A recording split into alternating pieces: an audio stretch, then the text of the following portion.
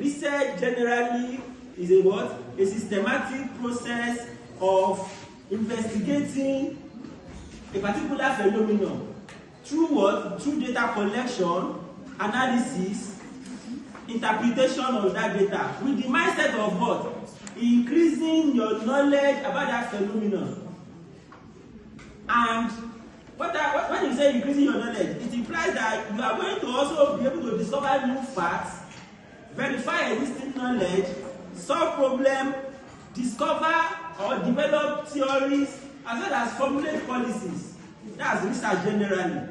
So in the educational palace now, since education is the phenomenon of your concern, and education has to do with teaching and learning, then it implies that educational research is then the systematic application of that research methodology to the study of anything that has to do with educational problems, educational processes, as well as educational outcomes.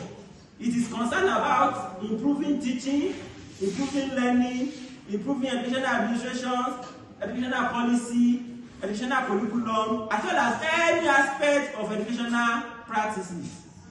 But this educational research has certain characteristics, which are, it must be systematic, that means following an organized step-by-step procedure, it must be objective, it must be empirical, evidence-based, it must be replicable, something that you can do and follow what people have done. It must be logical. Your conclusion must follow your what? Your data analysis as well as your data interpretation.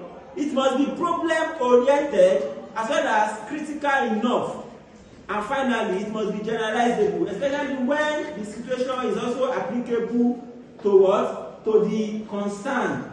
When you say concern, meaning if you are trying to generalize, you must understand that it is not all research that are generalizable. If the scenario at which the result or the research has been conducted is also similar to your scenario, then you can generalize. However, what is the purpose of educational research? More importantly, in education, you are going to look at it from the angle of improvement in teaching and learning, improvement in educational problems, providing evidence-based information that can be used to formulate policies, improvement in understanding learners' differences, abilities, motivations, and needs. It can also be used to provide information that will serve as an evaluation of intervention, instructional methods, educational reforms.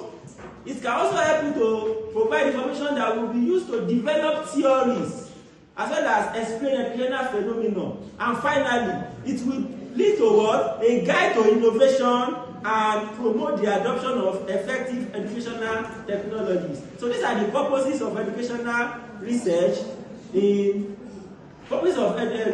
education. Thank you.